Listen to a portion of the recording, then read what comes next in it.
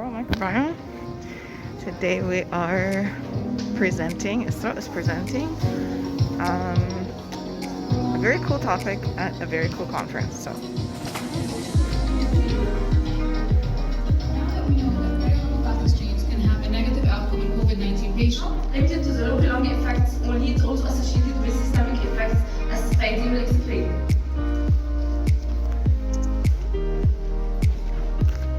So now, let's talk a bit more about the relationship between the oral microbiota and our immune system.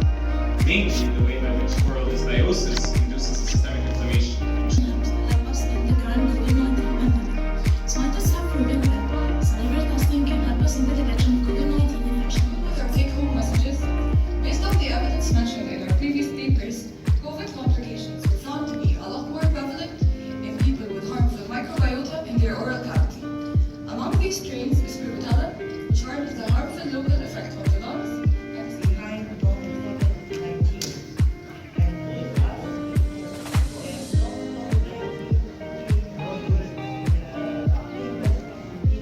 By theory, the main mechanism for resistance of the neurological system after recovery from COVID-19. The pain, according to the International Association, is caused by a lesion or a disease affecting the somatosensory nervous system. Post-COVID-19 sickness. A study showed that 28.9% of cases of COVID-19 patients had the unresolved headache after recovery.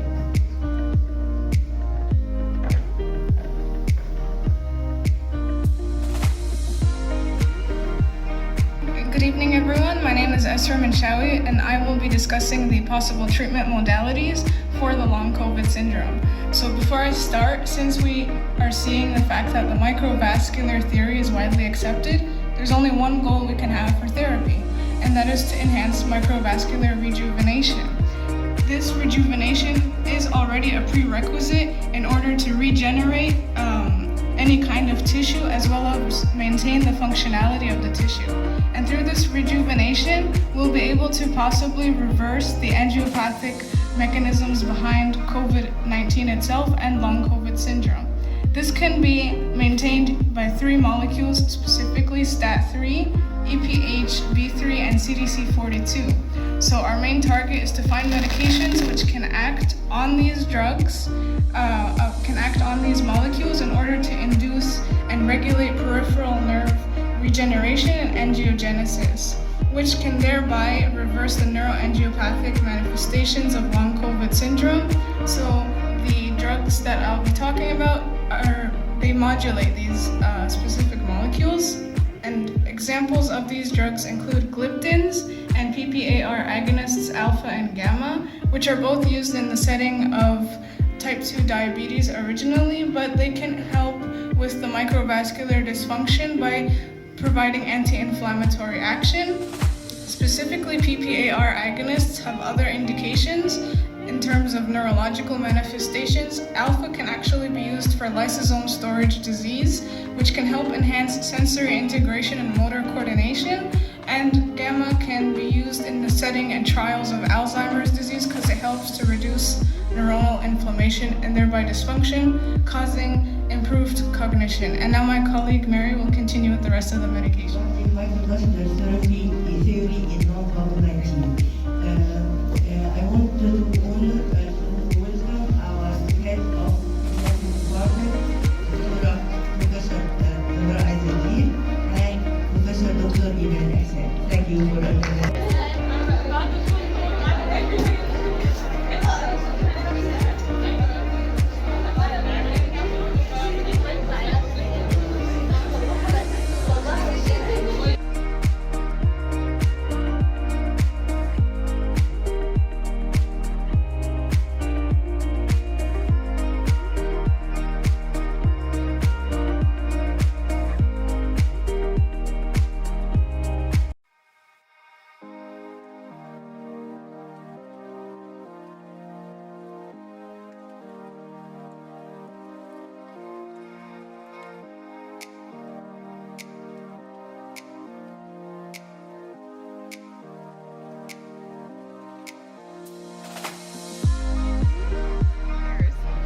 Okay, so you just finished your presentation.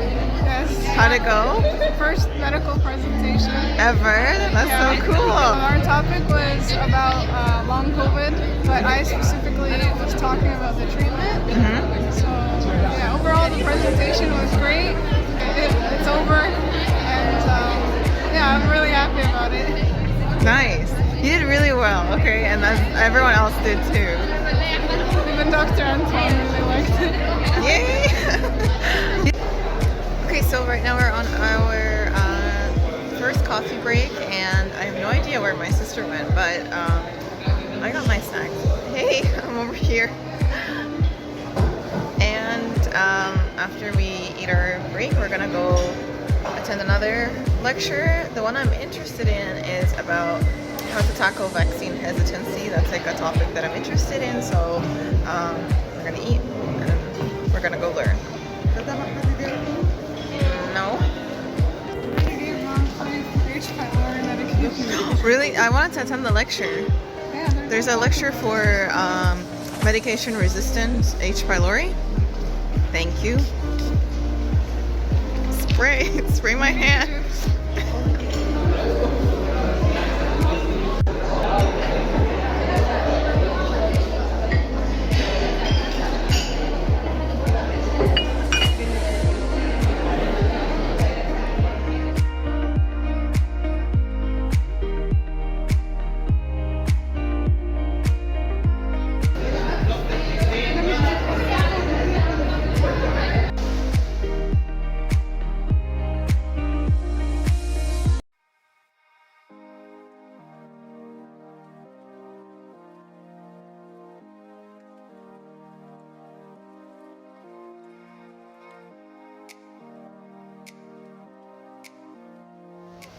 continent in which we are talking about the how to manage HIV and other infectious diseases.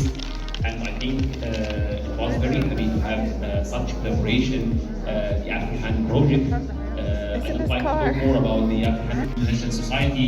She will do the opening, then I think she will introduce Professor Alucci to talk more about the African project and how we are doing this collaboration nowadays. So please, Lauren, go ahead. Thank you. Good afternoon. It is in Cairo and in South Africa to everyone.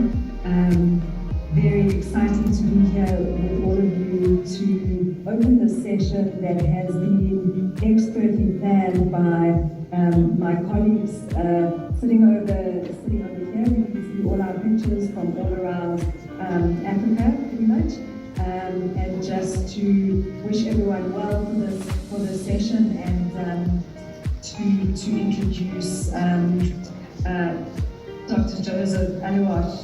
And I hope that I am not butchering your name, your surname, Joseph. Joseph is the past president, the patron of the Kenya Association. Have limited capacity to identify and even prioritize their health needs, and they are unable to develop and implement effective interventions to promote healthcare. Strengthened capacity to understand the determinants of health among different African populations. Professor Yunus, please. I would like to welcome all of you. I'm very happy to join you all today. It's my pleasure to introduce Dr. Yunus Musa.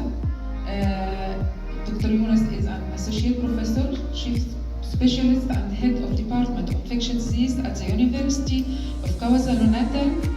And his research interests include HIV drug resistance, diagnosis of smear-negative tuberculosis, and tuberculous drug-induced liver injury. Excited and rush to the vaccination centers. So the question that we have to grapple with, the question that we have to answer as a scientific community is how can we improve uptake of COVID-19 vaccines, especially among people living with HIV? That's a question that nobody has come up with a very clear answer, but many of us are trying to answer. We know that this growing trend of vaccine hesitancy is not unique to SARS-CoV-2. I mean, previous vaccine uptake among people living with HIV, I think along with the provision of information, we need to up our game in terms of communication strategies to form part of a broader trust-building measures, focusing on relationships, focusing on transparency, participation, and justice. And we also need to invest more to achieve better vaccine coverage. We cannot just aim for this. We cannot just reap where we have not sown. We need to invest more in terms of making the vaccine in Africa so that we reduce cost, in terms of research, so that we increase uptake. I see that my time is up, but otherwise, thank you so much for listening to me. I'll stop here and thank you, Cleopas. Take questions. Thank you, Cleopas, for a very interesting presentation. Okay, so we just came out of a very interesting lecture about HIV and COVID and how both of these diseases have impacted each other in the African context, which is something that really interests me, and I really enjoyed that presentation. What about you? Yeah, I thought it was very entertaining actually. Yeah, the presenter was really good at It was commanding. even like, I hope I make this presentation stimulating, and It was very stimulating. Like, he talked about a lot of the challenges people are facing, especially Africans, and getting the vaccine and why there's vaccine hesitancy. Like I said, like, this is a topic that's very interesting for me, especially in the African context. So that was very interesting, and I think there's like more lectures on HIV and COVID. Two more lectures, so we're gonna go attend those, and then hopefully get a chance to go get a lunch break, go out for lunch, and then maybe come back and see the other lectures. So we'll see you guys later.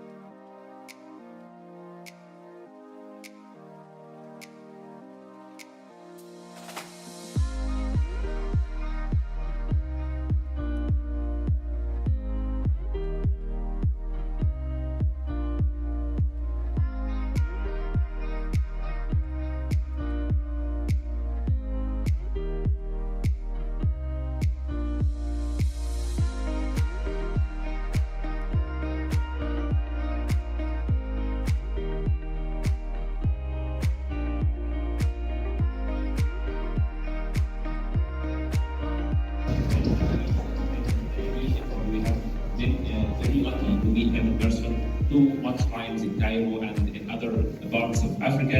So, Professor Shakur, we are very, very happy to have you on board today, and please go ahead. Thank you very much.